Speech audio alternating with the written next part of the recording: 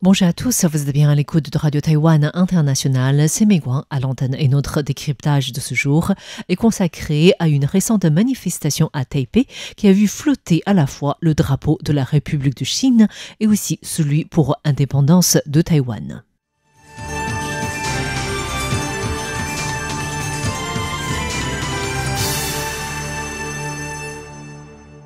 Le 19 avril dernier, sur le boulevard Katagalan, devant le palais présidentiel, une manifestation initiée par l'influenceur Pa Jiong a eu lieu pour s'opposer aux actions du Front uni de la Chine et de destituer les députés et conseillers municipaux de l'opposition, donc essentiellement du Kuomintang, que les manifestants qualifient de collaborateurs du Parti communiste chinois.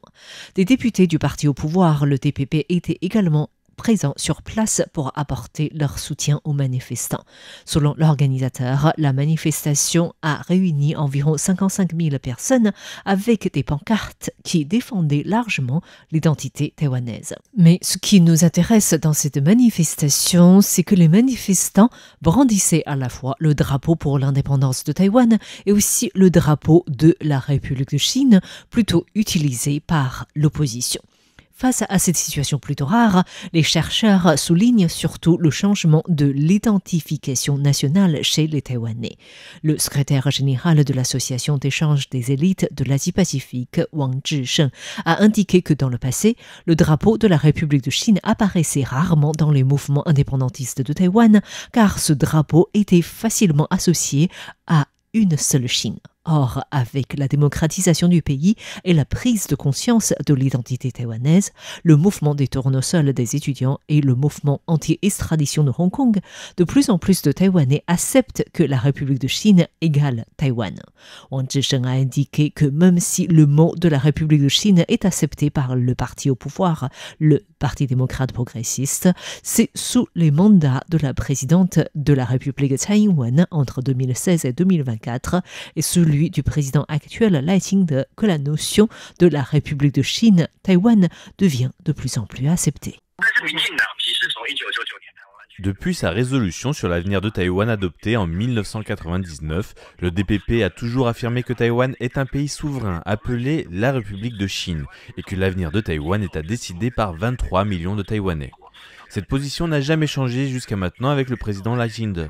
L'acceptation et la reconnaissance des Taïwanais évoluent en réalité de manière constante et l'identification actuelle à la République de Chine, Taïwan, est très forte. De son côté, le professeur en droit de l'Université nationale Zhengzhi, Lin Jiahe, a indiqué que Pékin a une définition claire et stricte de la conscience subjective de Taïwan. Mais du côté de Taïwan, Lin Jiahe estime que le Parti démocrate progressiste a longtemps été critiqué par le camp bleu, notamment le KMT, pour ne pas avoir défendu suffisamment la République de Chine. Mais le DPP n'a jamais abandonné pour autant le système de la République de Chine après avoir pris le pouvoir. Le professeur en droit estime cependant que les propos des politiciens du camp bleu sur la République de Chine sont à remettre en question. L'interprétation de l'indépendance de Taïwan par Pékin est très précise. Pour Pékin, l'indépendance de Taïwan signifie que la République de Chine n'existe pas. Autrement dit, la République de Chine et toute forme d'existence possible, qu'elle soit appelée République de Chine ou République de Taïwan, tant que l'on ne fait pas partie de la République populaire de Chine, alors c'est considéré comme indépendance de Taïwan. La définition de Pékin est plus claire que le camp bleu. Il y a des personnes du camp bleu qui ne veulent pas s'unifier avec la Chine et ne veulent pas être en lien avec la Chine. Mais elles affirment que Taïwan ne devrait pas être indépendant. Ils ne soutiennent pas l'indépendance de Taïwan. Pour moi, il s'agit d'une théorie incompréhensible et, pour Pékin, c'est une théorie inacceptable. Lin Jiahe a d'ailleurs observé que depuis l'entrée en fonction du nouveau Parlement en 2024, une tendance évidente est apparue, c'est-à-dire de plus en plus de politiciens du Parti démocrate progressiste brandissent le drapeau de la République de Chine lors de grands rassemblements, tandis que le camp bleu a progressivement minimisé l'utilisation du drapeau national. Lin Jiahe a souligné que ce phénomène est étroitement lié au changement dans les relations interdétroites et à la situation internationale de ces derniers dernières années. L'Indiar estime que le discours national des partis politiques de Taïwan est entré dans une phase de restructuration.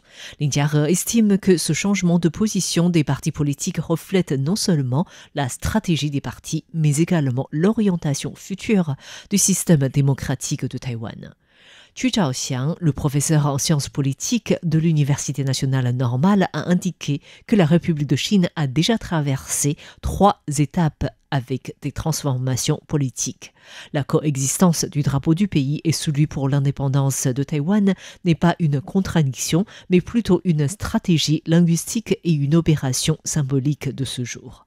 Chu Zhaoxiang a précisé que la première étape de la République de Chine symbolise plutôt depuis l'établissement de la République en 1912 jusqu'en 1949, au moment où la République de Chine régnait encore sur la Chine continentale. Mais avec l'installation du gouvernement de la République de Chine à Taïwan, la deuxième étape était arrivée. C'est ce que l'ancien président de la République Li Denghui appelait de la République de Chine, mais dans sa version de Taïwan, des îles Pescador, Kinmen et de Mazu. À cette époque-là, le gouvernement a pratiquement exclu toute prétention à gouverner sur la Chine continentale, mais conserve toujours le nom officiel du pays et la structure constitutionnelle. Mais depuis la première alternance politique à Taïwan en 2000, avec l'arrivée au pouvoir du DPP, l'ancien président de la République Chen Shui-bian a évoqué un pays sur chaque rive du Détroit. Et les présidents Tsai Ing-wen et Lai Ching-te qui parlent de la République de Chine-Taïwan font que la République de Chine symbolise Taïwan. Le professeur Chu Zhaoxiang estime que même si le DPP utilise toujours le nom de République de Chine, il ne s'agit plus du tout du régime qui couvrait autrefois toute la Chine, mais d'une nouvelle forme centrée sur Taïwan. Le fait que le drapeau de l'indépendance de Taïwan et celui de la République de Chine apparaissent en même temps, est-ce étrange? De leur point de vue, pas du tout. Après tout, pour le camp des indépendantistes, le drapeau de la République de Chine est simplement utilisé pour recouvrir la République de Taïwan qu'ils souhaitent. Ainsi, pour eux, la République de Chine égale la République de Taïwan. Mais pourquoi ne pas mentionner la République de Taïwan? Parce qu'elle ne sera pas reconnue internationalement. Selon Chu Zhaoxiang, la République de Chine actuelle est en réalité un pays construit avec Taïwan, mais elle conserve néanmoins une certaine flexibilité au niveau de langage politique pour éviter une confrontation directe avec la Chine.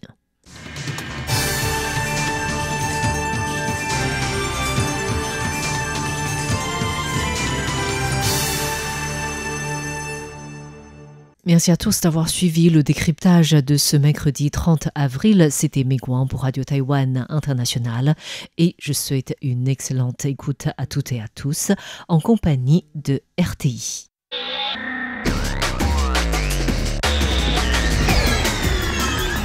Vous êtes à l'écoute de Radio Taïwan International.